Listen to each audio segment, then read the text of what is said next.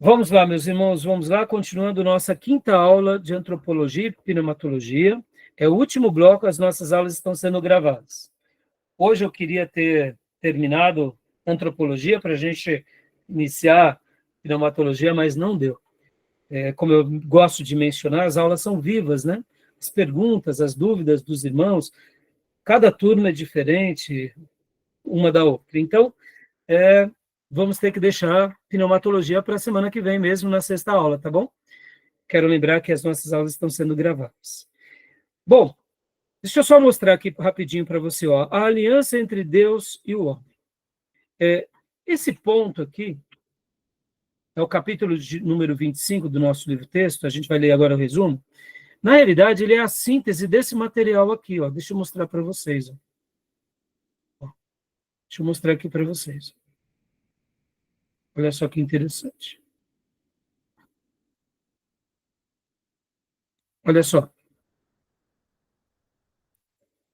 O livro do Gruden,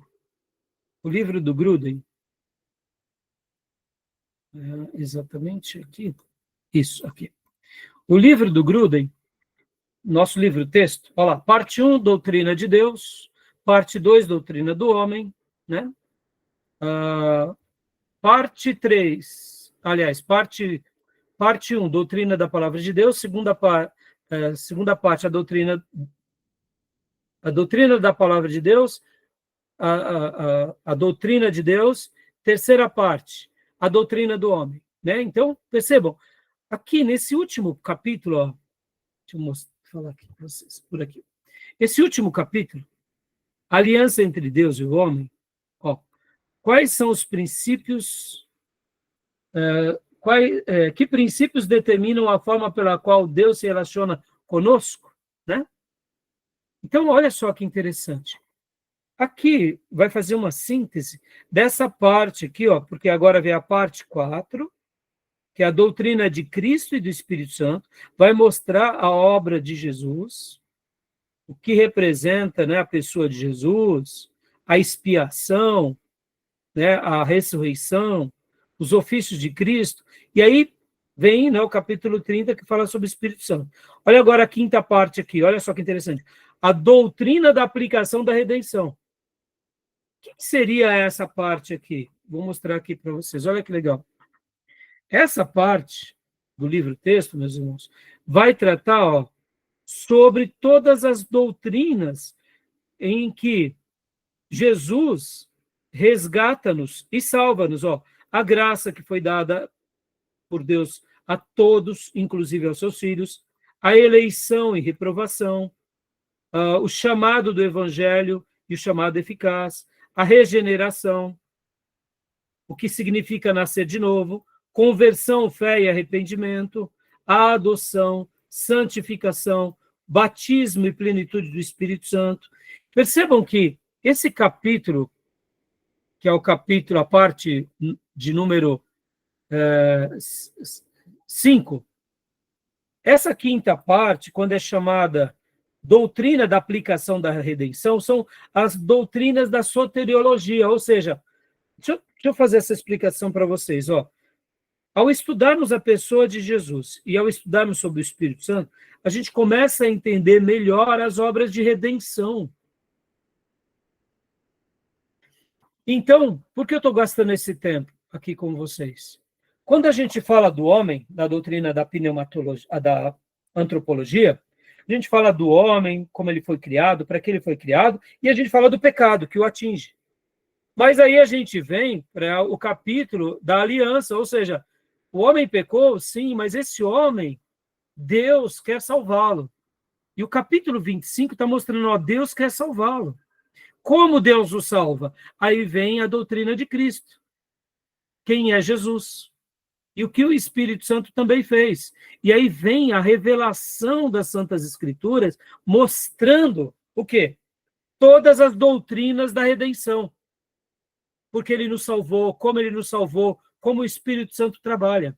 Então percebam que aqui, mesmo que aqui no capítulo 25, a gente está apontando na matéria de antropologia que Deus tem uma aliança com esse ser humano, a gente vai compreender muito bem essa aliança onde?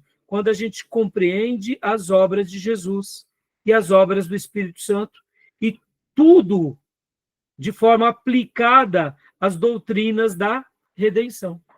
Tá bom? Tudo bem até aí?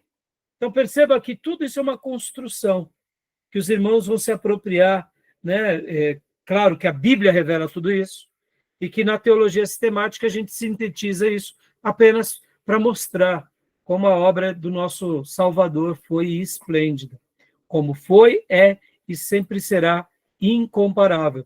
E é por isso que eu gosto de dizer que Jesus Cristo nos basta, que a Bíblia Sagrada nos basta. Nós não precisamos de mais nada, a não ser do antigo ou do velho Cristo, do velho Espírito Santo e da velha Palavra de Deus e da velha forma de viver igreja. Porque aquele velho, ele é sempre novo. Assim como as misericórdias se renovam a cada manhã, a gente não precisa de uma nova visão, de uma nova revelação, de uma nova nada. A gente precisa só voltar àquilo que viveram os apóstolos e a igreja primitiva. Tá bom? Joia? Então vamos aqui para o texto. Diego, leia para nós a aliança entre Deus e o homem, por gentileza, meu irmão. Você consegue ler aqui esse parágrafo, por gentileza? Consegue, pastor. Como Deus se relaciona com o homem? Desde a criação do mundo, o relacionamento entre Deus e o homem tem sido definido por promessas e requisitos específicos. Deus revela às pessoas como ele deseja que ajam e também faz promessas de como agirá com eles em várias circunstâncias. A Bíblia contém vários tratados a respeito das provisões que definem as diferentes formas de relacionamento entre Deus e o homem, que ocorrem nas Escrituras, frequentemente. Chama esse tratado de aliança. Podemos apresentar a seguinte definição das alianças entre Deus e o homem nas Escrituras. Uma aliança é um acordo imutável e divinamente imposto entre Deus e o homem, que estipula as condições do relacionamento entre partes. Joia. Então, tudo bem até aí, meus irmãos? Tranquilo? Leia para nós também, diga essa frase, né? Percebam, agora aqui, vocês vão ver isso, talvez não muito agora, mas esse capítulo, eu poderia dizer que se trata das alianças, ou aliancismo. Há duas teorias na teologia, meus irmãos, que é a teoria da dispensação e das alianças. Na minha concepção, a teoria das alianças, ela tem muito mais base, mas a teoria da dispensação também é muito interessante. Eu gosto bastante, sabe? Dispensação da graça, dispensação da lei, dispensação antes da lei, dispensação da inocência, dispensação do milênio. É uma linha, os dispensacionalistas, eu acho essa leitura muito interessante. Na minha opinião, o aliancismo e o dispensacionalismo, eles se completam muito. Eu prefiro, óbvio, a aliança. Pode ver, Deus faz sempre aliança com o homem, né? A Bíblia toda vai mostrar essas alianças, tá bom? Então, uma aliança é um acordo imutável e divinamente imposto entre Deus e o homem, que estipula as condições no relacionamento entre as partes. A gente vai ver a aliança desde o princípio, tá bom? Então, Diego, leia para nós aqui a última frase, apesar desta definição. Apesar dessa definição, incluir a palavra acordo para indicar que há duas partes, Deus e o homem, que precisam ingressar nas provisões do relacionamento. A frase divinamente imposto também é incluída para mostrar que o homem jamais pode negociar com Deus ou alterar os termos desse acordo. Ele apenas pode aceitar as obrigações da aliança ou rejeitá-la. Joia, até aí? Tudo bem até aí? Alguma pergunta, alguma dúvida? Não? Então, irmã Elisângela, agora, aliança das obras. Leia para nós aqui. Ele vai fazer uma boa síntese, tá bom, meus irmãos? Da aliança das obras, É um resumo bem breve. Vocês vão compreender melhor tudo isso quando formos tratar da aplicação das doutrinas da redenção. É simplesmente maravilhoso. Pode ler para nós, irmã, por gentileza? A aliança das obras. Alguns têm questionado se é apropriado falar de uma aliança de obras entre Deus e Adão e Eva no jardim do Éden. A própria palavra aliança não é utilizada no relato de Gênesis. Todavia, as partes essenciais da aliança estão todas lá. Uma definição clara das partes envolvidas, um conjunto de provisões que compromete legalmente e estabelece as condições do relacionamento, a promessa de bênçãos pela obediência e a condição para obter aquelas bênçãos. Joia. Então, meus irmãos, para a gente compreender bem, né, claro, né, toda essa questão da aliança, é muito mais fácil quando a gente trabalha lembrando do que a gente acabou de passar. Qual foi o tópico? Foi sobre o pecado. Deixa eu mostrar aqui rapidamente para vocês os slides do nosso irmão Gruden. Olha só, que legal esses slides. Eles vão representar muito bem isso que a gente está vendo agora. Olha só. Para a gente compreender muito bem as alianças, a gente tem que recordar o que a gente acabou de passar. O que foi o pecado? Qual é a definição? Pecado é deixar de se conformar à lei moral de Deus, seja em ato, seja em atitude, seja em natureza. Wayne Gruden. A origem do pecado, o homem e os anjos pecaram voluntariamente, responsabilidade sempre pessoal, seja de homens ou de anjos. Deus permitiu que o pecado pudesse ser praticado como escolha. Está dentro da soberania de Deus. As consequências do pecado: culpa herdada, corrupção herdada. Consequências negativas do pecado: fraqueza herdada, incapacidade herdada. Mas ainda as consequências do pecado: culpa, corrupção, fraqueza, incapacidade. Ou seja, as pessoas são pecadoras perante Deus. E aí, diante dessa clareza, vem a aliança. Porque esse Deus que nos permitiu viver tudo isso, nos dá a resposta. Qual é a grande resposta? É a aliança dele, que é um acordo imutável e divinamente imposto entre Deus e o homem, que estipula as condições do relacionamento entre as partes, Wayne Gruden, as várias alianças de Deus com os homens. A primeira que a irmã leu, a aliança com Adão.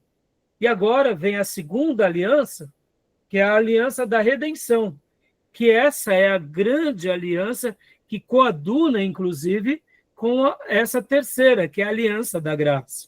Percebam que tanto a aliança da redenção quanto a da graça são muito superiores às das obras. Quando a gente chama aqui aliança das obras, não é simplesmente supervalorizando as obras, mas percebam que as obras eram uma maneira pelas quais eles demonstravam que tinham sido salvos, fazendo sacrifícios, cumprindo com os deveres. Mas isso não era as obras pelas obras, era a fé que era imputada em primeiro lugar e que, em segundo lugar, era manifesto em obras. E aqui, a aliança das obras, a gente vê aonde? Em todo o Velho Testamento. Né? Mesmo nos patriarcas e depois na lei e nos profetas. Então, voltando aqui para a apostila, irmã Elisângela, continua para a gente, por gentileza. Agora, a aliança da redenção, por favor. Opa. Por favor. A aliança da redenção. Teólogos falam de outro tipo de aliança, uma aliança que não é entre Deus e o homem, mas entre os membros da Trindade. A essa aliança chamam a aliança da redenção. É um acordo entre Pai, Filho e Espírito Santo, no qual o Filho concordou em tornar-se homem, ser nosso representante, obedecer às exigências da aliança das obras em nosso favor e pagar o preço do pecado que merecemos. As Escrituras ensinam de fato sua existência? Sim, pois falam de um plano específico e do propósito de Deus como um acordo entre Pai, Filho e Espírito Santo, para obter nossa redenção. E aqui, meus irmãos, lembram de passagens como essa, que Jesus ele tinha sido morto antes da fundação do mundo?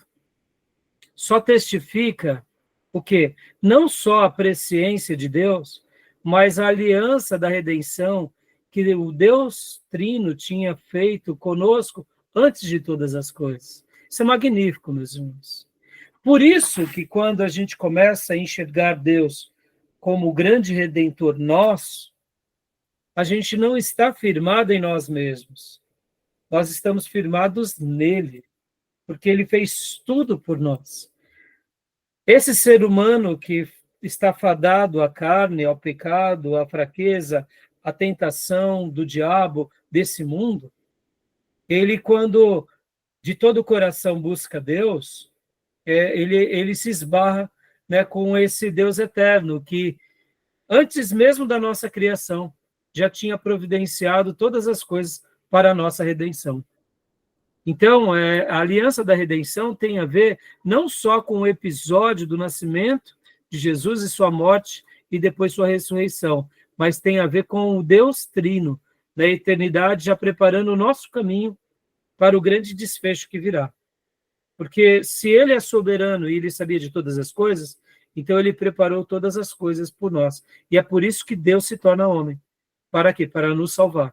E é por isso que Jesus é 100% Deus e 100% homem. E aqui, quando falamos da aliança da redenção, é algo eterno, mas quando a gente vê a aplicação de tudo isso, a gente vê a história da revelação. E principalmente vemos o quê? O grande momento que Jesus nasce e depois ele morre em nosso lugar. Então, as doutrinas que nós aprenderemos sobre Cristo e sobre o Espírito Santo, eu sei que, né, nessa matéria a gente vai agora pular para o Espírito Santo. O ideal seria a gente trabalhar agora em Cristo, né? Mas em virtude dos nossos módulos, nós estaremos agora concluindo essa parte. Graças a Deus, como os irmãos já são maduros, já tem bastante tempo de igreja, então você já tem noção da obra de Jesus. Mas quando a gente fala sobre a aliança da redenção, não tem como negar que o nascimento de Jesus, né, o nascimento de Jesus, quando ele nasce na história, depois ele vive o seu ministério de 3 anos a 3 anos e meio, morre na cruz, é o grande momento de toda essa aplicação das doutrinas. E quando depois ele aparece aos seus discípulos e depois ele é levado aos céus. E aí o Espírito Santo é derramado. E a igreja ainda continua recebendo a revelação de Deus e aí fecha.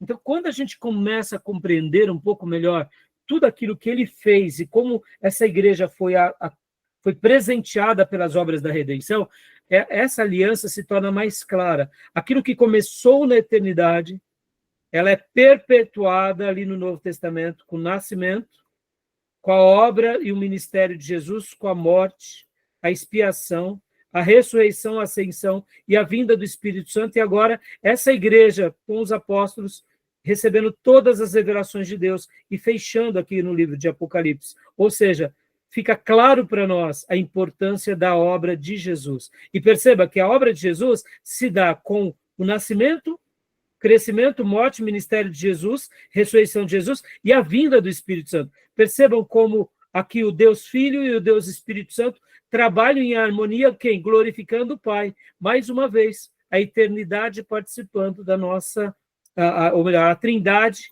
que vivia lá na eternidade, participando do nosso tempo humano para nos redimir, para nos salvar, e ele nos deixa toda a revelação como um presente, né, escriturístico dessa redenção feita em Cristo. Tá bom, meus irmãos? Então, tudo bem até aí? Ficou claro essa explicação? Tudo bem? Então, alguma pergunta, alguma dúvida? Para a gente ir para o último ponto, para encerrar? Aliança da graça, né? C, aliança, lemos aqui o B, né? E agora vamos ao C, aliança da graça. Leia para nós, irmã Elisângela, por favor.